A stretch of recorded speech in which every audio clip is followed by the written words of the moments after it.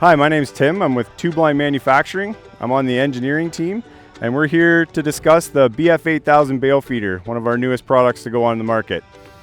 What we're discussing today is what happens if, when you're trying to activate the drum, your forks are still moving. The way to check on this, it's more than likely your diverter valve is not being depressed fully. So easy solution, raise your bed up to this position, and now at this point, I recommend you lock it out with some sort of a bar to brace this in place just as an extra safety precaution.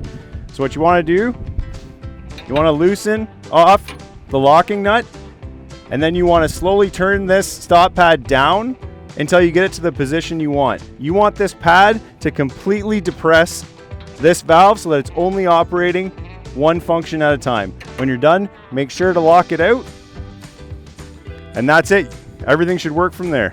So if you have any other questions, contact us at the office or take a look online at tubeline.ca.